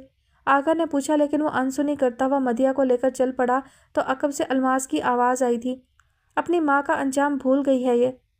अब तो आपको यकीन आ गया है कि मुझे कोई पसंद नहीं करता, गेट से निकलते ही मदिया ने दुख से कहा। मैं जो करता हूँ, क्या तुम्हारे लिए सिर्फ मेरी मोहब्बत काफ़ी नहीं है? और किसी की परवाह मत करो। कैसे नहीं करूं? आपने सुना नहीं अलमास क्या कह रही थी? अगर पापा की तरह आपने भी मुझे। उसकी आवाज़ भरा गई थी। बेवकूफ़, सिकंदर चचा ने तुम्हारी माँ को अपनी मर्ज़ी से नहीं छोड़ा था, बाबा जान ने मजबूर किया था उन्हें। वो उसका हाथ थामकर रविश पर धीरे धीरे चलता हुआ सारी कहानी दोहराने लगा था। वो सरा सीमा सी सुन रही थी। अली जहांगीर एयरपोर्ट पर बस थोड़ी देर के लिए शाह सिकंदर से मिल सका था, और असल बात जो वो उनसे पूछना चाहता था वो भी नहीं पूछ सका क्योंकि वो अपने वफद के साथ थे, इसलिए बस सलाम दुआ ही हुई। अलबत्ता इस बात पर उसने बहुत ज़ोर दिया कि कनाडा से वापसी पर वो शाहपुर जाने से पहले उसके पास आएँ, उसे उनसे बहुत ज़रूरी काम है। और उन्होंने हामी तो भर ली थी, फिर भी वो उनकी वापसी की तारीख कन्फर्म करके आया था ताकि खुद उन्हें रिसीव करने जा सके। असल में वो ये जानने के लिए बेचैन था कि आसिया ने उनसे सबाहत और उसके मुतल्लिक क्या बात की। फितरी सी बात थी, वो यही सोच सकता था। मदिया की तरफ उसका बिल्कुल ध्यान नहीं गया था। बहरहाल शाह सिकंदर को सियाफ करके जब वो घर पहुंचा तो करमदीन चाय के साथ ही उसे एक लिफाफा थमाकर बोला, अभी एक आदमी दे गया है, मेरा अंगूठा भी लगवाया था उसने। अच्छा जाओ। वो लिफाफे पर नाम देख रहा था। फ़ौरन करमदीन को भेजकर चाय का कप टेबल पर रखा और लिफाफा खोलकर पेपर निकालते ही ठिठक गया। پھر جب تحریر پر نظریں دوڑائی تو بری طرح چکرا گیا۔ دل کسی طرح یقین نہیں کر رہا تھا کہ صباحت خلا کا دعویٰ کر سکتی ہے۔ میرے خدا، اس نے صوفے کی بیک پر سر رکھا تھا، اس کا ذہن بری طرح چٹک رہا تھا۔ جو بات گمان میں نہیں تھی وہ ہو گئی تھی۔ گزشتہ 3-4 روز سے وہ کتنا متجسس ہونے کے ساتھ پر امید تھا کہ آسیہ اور شاہ سکندر کے درمیان رابطہ ہونے سے اس کا معاملہ اب خوش اسلوبی سے طے پا جائے گا، اور اس خیال کے ساتھ اس نے اس بزدل سی لڑکی کے حوالے سے بہت کچھ سوچ لیا تھا، یہاں تک کہ وہ اسے اپنے گھر میں چلتی پھرتی نظر آنے لگی تھی، کبھی لان میں تو کبھی کچن میں اور بیڈ روم میں۔ جانے کیوں وہ دبے پاؤں داخل ہوتی تھی، وہ بند آنکھوں سے اسے دیکھتا تھا، محسوس کرتا تھا، اور کبھی بے اختیار اسے چھونے کے لیے اس کا ہاتھ ہوا میں اٹھ کر رہ جاتا تو اسے لگتا جیسے وہ کسی کونے میں کھڑی ہنس رہی ہے۔ کیسی مدھر ہنسی ہوتی تھی جو اس کے اندر خوشگوار سی ہلچل مچا دیتی تھی۔ نہیں صباحت شاہ، تم ایسا نہیں کر سکتی۔ اس نے دونوں ہاتھوں سے اپنی کنپٹیوں کو زور سے دبایا، پھر ایک جھٹکے سے سیدھا ہو بیٹھا اور ٹیلی فون سیٹ قریب کھینچ کر اس کے نمبر ڈائل کرنے لگا۔ تیسری بیل کے بعد اس کی آواز سنائی دی تھی۔ ہیلو، مجھے ابھی تمہاری طرف سے نوٹس موصول ہوا ہے، تم نے اپنی مرضی سے بھیجا ہے یا؟ وہ چھوٹتے ہی تیز لہجے میں بولا۔ اپنی مرضی سے بھیجا ہو یا کسی اور کی، کیا فرق پڑتا ہے؟ ادھر وہ ہاری ہوئی لگ رہی تھی۔ فرق پڑتا ہے صباحت شاہ، فرق پڑتا ہے، وہ زور دے کر بولا۔ تم مجھ پر ہی نہیں اپنے آپ پر بھی ظلم کر رہی ہو۔ میں فون بند کر رہی ہوں۔ یہی کر سکتی ہو تم۔ اس نے خود ہی ریسیور پٹک دیا۔ اس لڑکی کو وہ نہیں سمجھا سکتا تھا اور خود اس کی سمجھ میں نہیں آ رہا تھا کیا کرے۔ کبھی سوچتا خود ڈاکٹر آسیہ کے پاس جائے اور اپنی صفائی پیش کرنے کے ساتھ صباحت کے ساتھ وابستگی بھی بتا ڈالے، لیکن زیادہ دیر تک وہ اس سوچ پر قائم نہیں رہ سکا، کیونکہ اس کے خیال میں وہ ڈاکٹر آسیہ سے زیادہ بحث نہیں کر سکتا تھا۔ البتہ شاہ سکندر صباحت پر اپنا حق جتا کر کچھ بھی کہہ سن سکتے تھے، لیکن وہ بھی آج ہی باہر گئے تھے اور 1 ہفتے سے پہلے ان کی واپسی ممکن نہیں تھی۔ کوئی اور معاملہ ہوتا تو وہ ہفتہ کیا مہینہ انتظار کر سکتا تھا، اور اب تو جیسے ایک ایک پل اتنا اہم تھا کہ اگر اس کا بس چلتا تو وہ وقت کو یہیں روک دیتا جو اس کی زندگی چھیننے کے در پہ ہو گیا تھا۔ آخر بہت سوچنے کے بعد اس نے بابا جان کو فون کیا اور جب انہیں نوٹس کا بتایا تو وہ چیخ پڑے تھے۔ پاگل ہو گئی ہے وہ عورت، اپنی زندگی سے سبق نہیں سیکھا اس نے جو اب بیٹی کو طلاق دلوا کر گھر بٹھانا چاہتی ہے۔ اسے سمجھا دو کورٹ کچہری کرنا اس کے بس کی بات نہیں ہے، ہم اس کے پورے خاندان کو گھسیٹ لیں گے۔ بس کریں بابا جان، غصے اور جوش سے میرا مسئلہ حل نہیں ہوگا، نہ ہی میں کوئی دھاندلی چاہتا ہوں۔ آپ میری امی اور ابا کو بھیجیں ڈاکٹر آسیہ کے پاس، اس نے ناراض لہجے میں ٹوک کر کہا۔ گیا تھا تمہارا باپ، اسی پر تو ڈاکٹرنی نے یہ قدم اٹھایا ہے۔ بابا جان سخت دل ملاتے ہوئے لگ رہے تھے۔ کب گئے تھے ابا؟ اس نے فوراً پوچھا۔ 1-1.5 ہفتہ ہوا ہے۔ بہت بے عزتی کی اس عورت نے تمہارے باپ کی، اس کے بعد بھی اگر تم چاہتے ہو کہ ہم دوبارہ اسے وہاں جانے کو کہیں تو؟ نہیں، وہ ایک دم بول پڑا۔ پھر بتاؤ ہم کیا کریں؟ فی الحال تو میری سمجھ میں کچھ نہیں آ رہا، پھر بھی میں یہ ضرور کہوں گا کہ اس سارے قصے میں صباحت کا کوئی قصور نہیں ہے، اس لیے اس کی ماں کے کیے کی سزا اسے نہیں ملنی چاہیے۔ اسی کا خیال کر کے تو ہم خاموش ہیں، ورنہ… بابا جان فوراً بولے اور خاموش بھی ہو گئے۔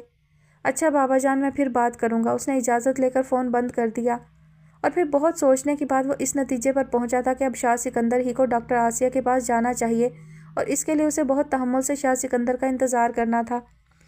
فون کی بیل بج رہی تھی۔ نبیل نے کچھ دیر انتظار کیا کہ صباحت فون اٹھائے گی، لیکن وہ پتہ نہیں کہاں تھی۔ آخر انہیں خود ہی کمرے سے نکلنا پڑا، کیونکہ دوسری طرف کوئی مستقل مزاجی سے منتظر تھا۔ ہیلو، نبیل نے ریسیور اٹھایا اور دوسری طرف کی آواز سنتے ہی بے اختیار ہو گئے تھے۔ مدھو، کیسی ہو؟ کہاں ہو؟ اتنے دنوں سے فون کیوں نہیں کیا؟ تم ٹھیک تو ہو نا؟ کیا کہا تم نے؟ ان کی سماعتوں نے جانے کیا سنا تھا کہ پورا وجود سن ہو گیا۔ بڑی مشکل سے انہوں نے ہاتھ نیچے گرا کر ریسیور رکھا تھا، اس کے بعد بھی وہیں کھڑے رہے۔ اتفاق سے سٹک بھی ہاتھ میں نہیں تھی، ورنہ اس کے سہارے خود کو گھسیٹ لیتے۔ انتہائی بے بسی سے اپنے کمرے کی طرف دیکھتے ہوئے انہوں نے بے اختیار صباحت کو پکارا تھا۔ صباحت اپنے کمرے سے نکل کر آئی اور انہیں دیکھتے ہی ٹھٹک گئی تھی۔ کیا بات ہے نبیل بھائی؟ وہ چونک کر اسے دیکھنے لگے، بولے کچھ نہیں تو قریب آ کر صباحت نے ان کا بازو تھام لیا۔ کیا ہوا بھائی، یہاں کیوں کھڑے ہیں؟ پھر فون پر نظر پڑی تو اندر ہی اندر پریشان ہو کر پوچھنے لگی، کس کا فون تھا؟ کسی کا نہیں، وہ میں نے سٹک پتہ نہیں کہاں چھوڑ دی۔ انہوں نے بات بناتے ہوئے خود کو سہارا دینے کی خاطر صباحت کے کندھے پر ہاتھ رکھ دیا۔ بس نبیل بھائی، اب سٹک کا پیچھا چھوڑ بھی دیجیے، اس کے بغیر چل تو سکتے ہیں۔ وہ ان کی سٹک سے چڑھ کر بولی تھی۔ کیا کروں، عادت ہو گئی ہے، اس کے بغیر خود کو خالی خالی سا محسوس کرتا ہوں۔ ابھی دیکھو ہاتھ میں نہیں تھی تو میں… وہ جانے کیا کہنے جا رہے تھے کہ ایک دم خاموش ہو گئے۔ یہ یہاں رکھی تو ہے۔ صباحت ان کے ساتھ کمرے میں داخل ہوئی تو سامنے اسٹک دیکھ کر بولی، ارے میں سمجھا شاید رستے میں کہیں گر گئی۔ انہوں نے قصداً حیرت کا مظاہرہ کیا۔ گر ہی جاتی تو اچھا تھا، وہ یوں ہی کہہ گئی۔ کیوں، کیا تمہیں بھی مدھو کی طرح اس کی آواز بری لگنے لگی ہے؟ انہوں نے افسردہ سے مسکراہٹ کے ساتھ پوچھا تو وہ اپنی یوں ہی کہی گئی بات پر جذبز ہو کر بولی، نہیں تو۔ اچھا جاؤ اپنا کام کرو، میں نے خوامخواہ تمہیں ڈسٹرب کیا۔ وہ اپنی رائٹنگ ٹیبل پر بیٹھتے ہوئے بولے۔ میں کوئی کام نہیں کر رہی تھی، اس نے ان کے بیڈ پر بیٹھتے ہوئے کہا تو نبیل نے ذرا سی گردن موڑ کر اسے دیکھا، پھر اپنے سامنے فائل کھول دی اور بظاہر اس پر نظریں دوڑانے لگے، جبکہ ذہن مدیحہ کو سوچنے لگا تھا۔ اس کی آواز ہمیشہ کی طرح کھٹکتی ہوئی تھی، کہیں سے بھی نہیں لگ رہا تھا کہ وہ کسی دباؤ میں ہے، بلکہ یہاں سے بھی زیادہ آزاد، جب ہی تو اپنے بارے میں فیصلہ کر کے خوش ہو کر انہیں بتا رہی تھی۔ ان کی سماعتوں میں ابھی بھی اس کے الفاظ گونج رہے تھے جو ان کی روح پر کسی تازیانے سے کم نہیں تھے، اور جب آسیہ پھوپھی سنیں گی تو… اس سے آگے سوچ کر ہی وہ پریشان ہو گئے اور بے حد مضطرب۔ تبھی صباحت انہیں پکار کر پوچھنے لگی، نبیل بھائی کس کا فون تھا؟ کب؟ انہوں نے بہت سنبھل کر اسے سوالیہ نظروں سے دیکھا۔ ابھی کچھ دیر پہلے جب آپ لابی میں کھڑے تھے، مجھ سے مت چھپائیے، میں نے خود بیل سنی تھی اور آپ کو اٹینڈ کرتے ہوئے بھی دیکھا تھا۔ صباحت کے ذہن میں علی جہانگیر کا خیال تھا، جب ہی وہ جاننا چاہتی تھی کہ اس نے کیا کہا۔ پھر اس میں اچنبے کی کیا بات ہے؟ کیا میرا فون نہیں ہو سکتا؟ انہوں نے تنبیہی انداز میں کہا۔ ہو کیوں نہیں سکتا؟ وہ الجھ گئی۔ پھر یہ کہ آپ مجھ سے کچھ چھپا رہے ہیں۔ ہاں چھپا رہا ہوں، ضروری نہیں ہے کہ ہر بات تمہیں بتائی جائے۔ انہیں ایک دم غصہ آ گیا، شاید بہت ضبط کرنے کی وجہ سے۔ اور تم اب کیا جاننا چاہتی ہو؟ تمہارے بارے میں پھپھو نے جو فیصلہ کرنا تھا کر لیا اور اس پر تم سے دستخط بھی کروا لیے، اور شاید علی جہانگیر کو بھجوا بھی چکی ہیں۔ میں جانتی ہوں، وہ ان کے غصے سے خائف ہو کر بولی۔ پھر اور کیا جاننا چاہتی ہو؟ اس نوٹس پر علی جہانگیر کا رد عمل تو مجھے نہیں معلوم، اور نہ ہی میں قیاس کر سکتا ہوں۔ ان کا لہجہ ہنوز تھا، جس پر وہ چڑھ کر کہنے لگی، آپ کچھ بھی نہیں کر سکتے، بالکل میری طرح ہیں آپ بزدل اور کم ہمت، اپنے آپ پر بھروسہ نہیں ہے آپ کو۔ ہاں، وہ اچانک جیسے ٹوٹ گئے۔ اپنے آپ پر بھروسہ ہوتا تو یوں جانے دیتا اسے؟ کبھی نہیں۔ اور وہ بھی کیسی نادان ہے، سرابوں کے پیچھے بھاگ رہی ہے۔ کون؟ وہ ان کے ٹوٹتے لہجے پر کچھ گمسم سی ہو گئی تھی۔ مدھو۔ جانتی ہو اب وہ کیا کرنے جا رہی ہے؟ انہوں نے اپنے خیال سے نکل کر اسے دیکھا اور اس کے نفی میں سر ہلانے پر گہری سانس کھینچ کر بولے، شادی۔ کیا؟ صباحت کے صرف ہونٹ کھلے تھے، حلق سے آواز نہیں نکلی تھی، اور نبیل بھی جیسے کسی پاتال سے بول رہے تھے۔ ہاں ابھی اس کا فون آیا تھا، خود بتا رہی تھی کہ وہ شادی کر رہی ہے شاہ تیمور کے ساتھ۔ نہیں۔ صباحت کا سر نفی میں ہلتا چلا گیا اور نبیل نے جیسے تھک کر چیئر کی بیک پر سر ٹکایا تھا۔ کتنی دیر بعد صباحت اپنی جگہ سے اٹھ کر نبیل کے پاس آئی اور آہستہ سے ان کے کندھے پر ہاتھ رکھ کر بولی تھی، نبیل بھائی یہ ہمارے ساتھ کیا ہو رہا ہے؟ کن گناہوں کی سزا مل رہی ہے ہمیں؟ نبیل اس کا ہاتھ تھام کر اپنے سامنے کرتے ہوئے کہنے لگے، جرم ہمارا نہیں، ہمارے ماں باپ کا ہے، جنہوں نے اپنی اپنی انا میں اولاد کو یکسر نظر انداز کر دیا تھا۔ اگر ہماری خاطر ہی آپس میں کمپرومائز کر لیتے تو ہم ادھورے ہوتے، نہ ہمیں ایسے حادثات پیش آتے۔ میں، مدھو، تم، ہم میں سے کوئی بھی مکمل نہیں ہے۔ ہمارے اندر ہمیشہ ایک محرومی کا احساس رہا، جس نے ہماری شخصیت کی تکمیل نہیں ہونے دی۔ تم حد درجہ حساس، اس کے ساتھ تمہارے لاشعور میں ہمیشہ یہ خوف رہا کہ کہیں کوئی تمہیں تمہاری ماں یا باپ کا طعنہ نہ دے مارے۔ ہر مقام پر جھکتی اور ٹوٹتی چلی گئی۔ یہ نہیں تھا کہ تمہارے اندر لڑنے اور احتجاج کرنے کی طاقت نہیں تھی، لیکن اس خوف نے تمہیں اپنا دفاع تک نہیں کرنے دیا، اور مدھو پر اس خوف نے الٹا اثر ڈالا، یعنی تمہارے بالکل برعکس۔ وہ بے حس، خودزر اور باغی ہو گئی اور اپنی محرومی کا بدلہ ہر ایک سے لینے لگی۔ اور وہی ٹھیک ہے، جو نہ جھکتی ہے نہ ٹوٹتی ہے، اور جو چاہتی ہے چھین لیتی ہے، کسی کی پرواہ نہیں کرتی۔ میں اب سے نہیں، شروع سے اسے پسند کرتا ہوں۔ مجھے وہ چیخ چلا کر اپنی بات منواتی ہوئی ہمیشہ اچھی لگی، لیکن وہی بات جو ابھی تم نے کہی کہ میں کچھ نہیں کر سکتا، کیونکہ مجھے اپنے آپ پر بھروسہ نہیں ہے۔ ہاں، بھروسے اور اعتماد کی کمی نے ہی مجھے بزدل بنا دیا، جو میں اس کے سامنے اظہار نہیں کر سکا، اور تمہاری طرح میں بھی ہر مقام پر جھکتا اور ٹوٹتا چلا گیا۔ حالانکہ سب لوگ ہم سے بہت محبت کرتے ہیں، لیکن یہ ساری محبتیں بھی ہمارے اندر محرومی کے احساس کو کم نہیں کر سکیں، اس لیے کبھی صحیح وقت پر صحیح فیصلہ نہیں کر سکے۔ ہم ڈرتے ہیں، ہمیشہ ڈرتے رہیں گے۔ نبیل کے لہجے میں دکھ تھا، تلخی بھی سمٹ آئی تھی۔ وہ چپ چاپ کھڑی انہیں سن رہی تھی، جب آخر میں انہوں نے ہونٹ بھینچ کر جانے بقیہ تلخی اپنے اندر اتاری یا اندر کی تلخی کو باہر آنے سے روکا، تب وہ سہمی ہوئی آواز میں پوچھنے لگی، اور نبیل بھائی، مدھو، اس نے فرار کا راستہ اختیار کیا ہے، اپنے آپ سے بھی بھاگ رہی ہے، پتہ نہیں کہاں تک جائے گی۔ خدا کرے کسی راستے میں سچ مچ اس کی منزل آ جائے، وہ پا لے اپنی منزل، ہم میں سے کوئی ایک تو۔ وہ بولتے ہوئے خود ہی چونکے اور جیسے اپنی بات سمجھنے کی کوشش کرنے لگے۔ مجھے بہت دکھ ہو رہا ہے نبیل بھائی، اور جب مما سنیں گی تو کتنی پریشان ہوں گی۔ وہ روحاسی ہو گئی۔ دکھ اور پریشانی کی بات تو ہے، لیکن ہم کیا کر سکتے ہیں؟ بہرحال ابھی پھپھو کو معلوم نہیں ہونا چاہیے۔ ایک تمہاری ٹینشن انہیں کیا کم ہے؟ اور کیا کہہ رہی تھی مدھو؟ کچھ نہیں، بس یہی بتایا کہ وہ شادی کر رہی ہے۔ مجھے لگتا ہے وہ پاگل ہو گئی ہے، یا پھر اسے معلوم ہی نہیں ہوگا کہ میرا معاملہ کورٹ میں چلا گیا ہے، اس نے پرسوچ انداز میں کہا۔ تو نبیل کچھ دیر تک اسے دیکھتے رہے، پھر اٹھتے ہوئے بولے، بس ختم کرو یہ موضوع، کہیں پھپھو سنتی ہوئی نہ آ جائے۔ اور ہاں دیکھو، میں تمہارے لیے ایک کتاب لایا تھا، وہ تکیے کے پاس رکھی ہے، لے لو۔ اس نے وہیں کھڑے کھڑے کتاب کی طرف دیکھا، پھر منہ بنا کر بولی، میرا کچھ پڑھنے کو دل نہیں چاہتا۔ دل چاہے یا نہ چاہے پھر بھی پڑھنی ہے، اٹھاؤ اسے، انہوں نے روب سے کہا۔ تو اس نے بڑھ کر کتاب اٹھائی اور وہیں صفحے الٹنے لگی تھی کہ وہ ٹوک کر بولے، یہاں نہیں، اپنے کمرے میں جاؤ، مجھے لیکچر تیار کرنا ہے۔ تیار کرنے کی کیا ضرورت ہے، آپ ایسے ہی لیکچر دینے میں ماسٹر ہیں۔ وہ کہتی ہوئی ان کے کمرے سے نکل گئی تو انہوں نے آہستہ سے دروازہ بند کر دیا، پھر آ کر لیٹ گئے۔ لیکچر تیار کرنے کا تو بہانہ تھا، اصل میں تنہائی چاہتے تھے، حالانکہ جانتے بھی تھے کہ تنہائی کتنی عذاب ہوگی، لیکن وہ شاید اذیت پسند ہو رہے تھے، اپنے جرم پر خود اپنے آپ کو سزا دینا چاہتے تھے۔ مدیحہ سے محبت کر کے انہوں نے جرم ہی کیا تھا، وہ تو ایسا ہی سمجھ رہے تھے، بلکہ شروع سے خود کو سرزنش کرتے آ رہے تھے۔ جانے کیوں وہ خود کو اس کے قابل نہیں سمجھتے تھے، حالانکہ وہ کوئی بہت اعلیٰ و عرفہ اور ناقابل حصول نہیں تھی، لیکن انہیں ایسی ہی لگتی تھی، سب سے الگ، سب سے جدا، شاید اس لیے کہ نظروں میں سما کر ان کے دل میں اتر گئی تھی، اور جو دل میں اتر جائیں وہ یوں ہی سب سے الگ، سب سے جدا لگتے ہیں۔ بہرحال اس میں ان کا شعوری عمل دخل نہیں تھا، انہوں نے کبھی اس کے حصول کی تمنا نہیں کی تھی، اپنی محبت کو اس غرض سے پاک ہی رکھا تھا، اور نہ کہیں یہ سوچا کہ وہ ان کی نہیں تو کسی کی نہیں ہو سکتی۔ اس کے برعکس اس کے لیے اچھا ہی سوچتے تھے۔ جب اس کی احمر کے ساتھ منگنی ہوئی تھی تب بھی وہ خوش تھے، تو اس خیال سے کہ وہ احمر کے ساتھ خوش رہے گی۔ کسی وقت اپنی تہی دامنی کا خیال آتا تو فوراً سر جھٹک دیتے تھے۔ پھر انہیں احمر کے باہر شادی کر لینے کا دکھ بھی اس کی وجہ سے تھا۔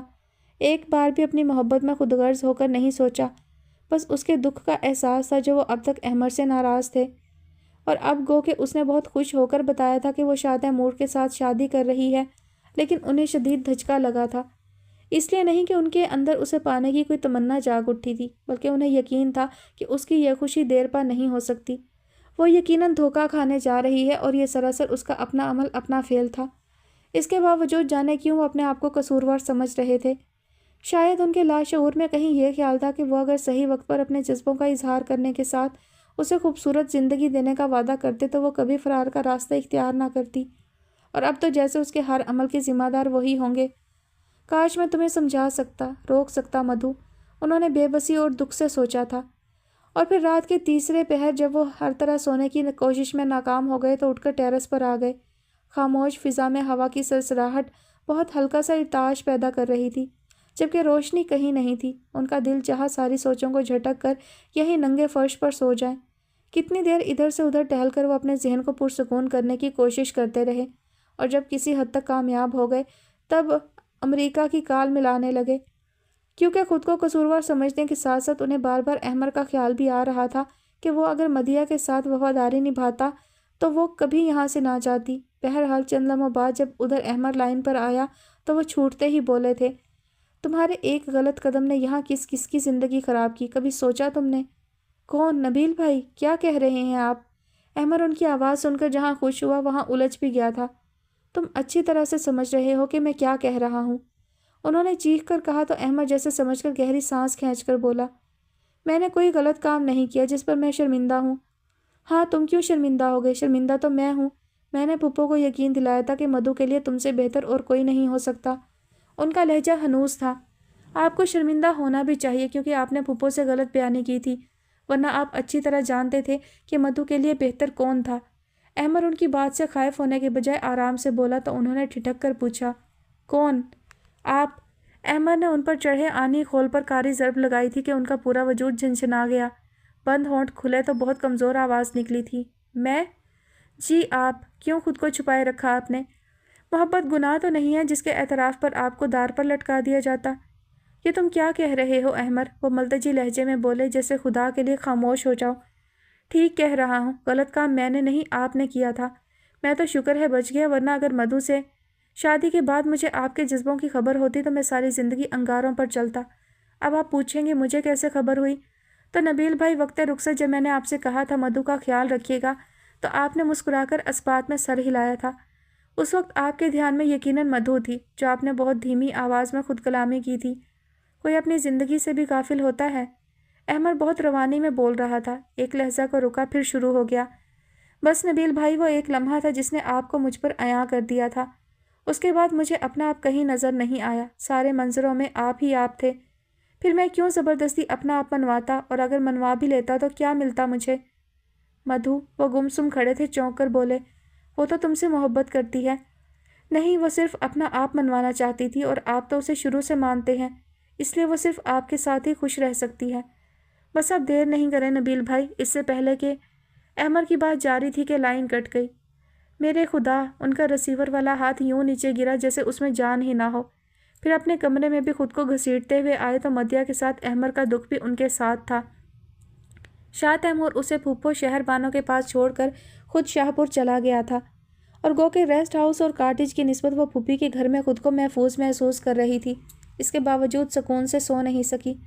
رات بھر وقفے وقفے سے اس کی آنکھ کھلتی رہی تھی، پھر بھی صبح اس نے جلدی بستر چھوڑ دیا اور منہ ہاتھ دھونے کے بعد کمرے سے نکل کر پھوپھو شہر بانو کو ڈھونڈتی ہوئی گول برآمدے میں آئی تو وہاں ان کی بیٹی سحر رنگین پایوں والی چارپائی پر بیٹھی روٹی کے چھوٹے چھوٹے ٹکڑے کر کے مرغیوں کے آگے ڈال رہی تھی۔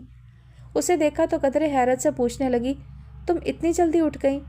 بس اچانک آنکھ کھل گئی، پھر میں نے دوبارہ سونے کی کوشش نہیں کی، وہ کہتی ہوئی چارپائی کے کنارے ٹک گئی۔ آرام سے بیٹھو، لسی پیو گی؟ نہیں، لسی نہ چائے، سب کے ساتھ ناشتہ کروں گی، وہ اس کے سامنے سے روٹی کے ٹکڑے اٹھا کر مرغیوں کو ڈالتے ہوئے بولی۔ سحر خاموش رہی تو قدرے توقف سے پوچھنے لگی، پھپھو کب اٹھیں گی؟ امی تو اذان کے وقت ہی اٹھ جاتی ہیں، ابھی قرآن شریف پڑھ رہی ہیں، پھر پہلے احمد اور احسن کو ناشتہ کرائیں گی، اس کے بعد ہماری باری آئے گی۔ سحر یہی سمجھی کہ وہ ناشتے کی وجہ سے پھپھو کا پوچھ رہی ہے۔ جب ہی ان کا پورا پروگرام بتا ڈالا تو وہ ہنستے ہوئے بولی، ہماری باری نہ بھی آئے تو کوئی فرق نہیں پڑتا۔ کیوں، تم ناشتہ نہیں کرتی؟ کبھی کرتی ہوں، کبھی نہیں، ویسے جب سے یہاں آئی ہوں، میرا مطلب ہے شاہ پور، تو بی بی جان زبردستی کراتی ہیں، اس نے کہا اور شہر بانو کو آتے دیکھ کر اٹھ کھڑی ہوئی۔ السلام علیکم پھپھو۔ جیتی رہو، بیٹھو، کھڑی کیوں ہو گئی؟ اگر ناشتہ کرنا چاہو تو احمد حسن۔ نہیں پھپھو، میں آپ کے ساتھ کروں گی، وہ فوراً کہہ کر بیٹھ گئی۔ اچھی بات ہے۔ شہر بانو آگے بڑھ گئیں تو سحر اسے متوجہ کر کے پوچھنے لگی، سنو، رات شاہ تیمور بتا رہے تھے کہ بابا جان تم دونوں کی شادی کر رہے ہیں، کیا یہ سچ ہے؟ اس نے اسبات میں سر ہلانے پر اکتفا کیا۔ لیکن تمہاری امی اس شادی کو تو مان نہیں رہی، وہ جو تمہاری بہن کی ہوئی ہے، رخصتی بھی نہیں کر رہی۔ میرا خیال ہے میری شادی کے بعد مما صبا کی رخصتی پر آمادہ ہو جائیں گی، اس نے یقین سے کہا تو سحر سادگی سے پوچھنے لگی، تمہاری شادی پر آمادہ ہو گئی؟ ہوں یا نہ ہوں، میں تو آمادہ ہوں، وہ اپنی بات پر خود ہی ہنسی۔ سحر یوں دیکھ رہی تھی جیسے اسے سمجھ نہ پا رہی ہو۔ تمہیں یہ بات عجیب کیوں لگ رہی ہے؟ میری شادی کا فیصلہ میرے دادا نے کیا ہے اور میں ان کے فیصلے سے خوش ہوں، جس پر مما کو اعتراض نہیں ہونا چاہیے، اور اگر اعتراض کریں تب بھی بابا جان کے نزدیک میری خوشی زیادہ اہم ہے۔ میں شاہ پور میں رہنا چاہتی ہوں اور مجھے شاہ تیمور پسند ہے۔ وہ سحر کی نہ سمجھی پر تعجب کا اظہار کرنے کے بعد وضاحت کر رہی تھی کہ اپنے پیچھے آہٹ محسوس کر کے خاموش ہو گئی، اور ذرا سی گردن موڑی تھی کہ شاہ تیمور سامنے آ گیا۔ اس کے ہونٹوں میں دبی دلکش مسکراہٹ دیکھ کر وہ سمجھ گئی کہ وہ اس کی آخری بات سن چکا ہے، پھر بھی انجان بننے کی کوشش کرنے لگی تو وہ براہ راست اس کی آنکھوں میں دیکھ کر بولا، کیا کہہ رہی تھی، ذرا پھر سے کہو۔ میں اپنی بات دہرایا نہیں کرتی، وہ ایک ادا سے کہتی ہوئی اٹھ کھڑی ہوئی۔ تو جا کہاں رہی ہو؟ شاہ تیمور نے فوراً آگے آ کر اس کا راستہ روکا تو وہ مسکرا کر بولی، بس یہیں ڈائننگ ہال تک، پھر پلٹ کر سحر سے مخاطب ہوئی، چلو سحر ناشتہ کر لیں۔ اچھا سنو، ناشتے کے بعد کیا پروگرام ہے؟ میرا مطلب ہے میں رقبے پر جا رہا ہوں، اگر چلنا چاہو تو۔ نہیں، میں آج پھپھو کے پاس رہوں گی، رات کو وہ جلدی سو گئی تھی، میری ان سے زیادہ بات نہیں ہو سکی، اس نے سہولت سے منع کرتے ہوئے کہا تو شاہ تیمور کچھ دیر سوچنے کے بعد کہنے لگا، اچھا ٹھیک ہے، تم ابھی ایک دو دن یہیں رہو، بلکہ جب تک تمہارا دل چاہے۔ دل کی بات نہ کریں، دل تو پتہ نہیں کیا کیا چاہتا ہے۔ وہ کہتی ہوئی آگے بڑھ گئی تو اس کے پیچھے دیکھتے ہوئے شاہ تیمور ذرا سے کندھے اچکا کر مسکرایا، پھر شہر کو اپنے جانے کا بتا کر وہیں سے باہر نکل گیا تھا۔ گو کہ شہر بانوں کا رویہ اس کے ساتھ لیا دیا سا تھا، اس کے باوجود ناشتے سے فارغ ہوتے ہی وہ اسے گھیر کر بیٹھ گئی اور کچھ دیر تک یوں ہی ادھر ادھر کی باتیں کرتی رہی، ساتھ لگاوٹ کا مظاہرہ بھی کیا جس سے شہر بانوں کی سرد مہری ٹوٹنے لگی تھی۔ وقفے وقفے سے بے اختیار ہو کر کبھی اس کا گال چھوتی، کبھی پیار سے ہاتھوں میں لے لیتی اور آخر زبان سے بھی اظہار کر دیا، تم بہت پیاری بیٹی ہو، اگر بابا جان تمہیں تیمور کے ساتھ منسوب نہ کر چکے ہوتے تو میں تمہیں ہمیشہ کے لیے اپنے پاس لے آتی۔ پھوپھو، وہ ان کا مطلب سمجھ کر شرما گئی تو شہر بانو نے اسے گلے لگا کر پیار کیا، پھر پوچھنے لگی، تم خوش ہو نا؟ جی، لیکن مجھے ڈر بھی لگ رہا ہے، اس نے اپنے ناخنوں سے کھیلتے ہوئے کہا۔ کیوں ڈر کیوں لگ رہا ہے؟ تیمور ماشاءاللہ بہت اچھا، بہت محبت کرنے والا لڑکا ہے۔ ہاں لیکن، وہ ہچکچا گئی۔ لیکن کیا؟ کہو بیٹی، جو بھی بات ہے کہہ ڈالو، کیوں ڈرتی ہو؟ شہر بانو نے بہت اپنائیت سے کہا۔ کیا بتاؤں پھپھو، اصل میں امی کے ساتھ جو کچھ ہوا، وہ کہتی تھی اگر ہم شاہ پور گئے تو ہمارے ساتھ بھی، بس میں یہی سوچ کر ڈرتی ہوں۔ اس نے رک رک کر اپنے ڈرنے کا سبب بتایا تو شہر بانو فوراً بولی تھی، ارے نہیں بیٹا، تمہارے ساتھ ایسا کیوں ہوگا؟ تم اور صبا تو اس گھر کی بیٹیاں ہو اور اپنی بیٹیوں کے لیے بابا جان کے بڑے سخت اصول ہیں۔ جی، میں نے سنا ہے کہ وہ اپنی بیٹیاں غیروں میں نہیں بیاہتے۔ یہ حقیقت ہے، اور جو کچھ تمہاری ماں نے تم سے کہا اس پر میں یہی کہوں گی کہ وہ عورت اپنی جگہ صحیح ہے۔ اس کے ساتھ جو کچھ ہوا، اس کے بعد وہ تمہارے سامنے شاہ پور والوں کی کوئی اچھی تصویر تو پیش نہیں کر سکتی تھی۔ یقیناً اس نے تمہیں ڈرایا ہوگا، اس لیے تمہارے اندر خوف ہے۔ شہر بانو نے کچھ غیر جانبداری کا مظاہرہ کرتے ہوئے کہا تو وہ تائید کرتے ہوئے بولی، جی، اور بے بنیاد تو نہیں ہے، میرا مطلب ہے پاپا بھی تو بہت اچھے، بہت محبت کرنے والے انسان ہیں، پھر بھی انہوں نے مما کو طلاق دے دی تھی۔ اس کے سوا کوئی چارہ نہیں تھا، اگر بابا جان تمہاری ماں کو طلاق نہ دلواتے تو یہاں 2 گھر برباد ہو جاتے۔ شہر بانو کے ایک ہی جملے سے ان ساری باتوں کی تصدیق ہو گئی تھی جو اسے شاہ تیمور نے بتائی تھی۔ ہاں، اس نے ہاں کی صورت گہری سانس لی۔ میری بات سمجھ گئی ہو نا؟ علی اور تیمور کے ساتھ وہ مسئلہ نہیں ہے جو تمہارے باپ کے ساتھ تھا۔ بابا جان کو جتنی محنت تمہارے باپ کو واپس لانے میں کرنی پڑی تھی، اس سے زیادہ تمہارے اور صبا کے حصول کے لیے کرنی پڑ رہی ہے، صرف اس لیے کہ کہیں شاہوں کی بیٹیاں غیروں میں نہ چلی جائیں۔ تم اپنے دل سے سارے ڈر خوف نکال دو، تمہارے اور صبا کے ساتھ کوئی زیادتی نہیں ہوگی، بلکہ بہت خوش رہو گی تم یہاں۔ میں ابھی بھی بہت خوش ہوں، اس نے خوشی کا اظہار شہر بانو کے گلے میں بازو ڈال کر کیا تھا۔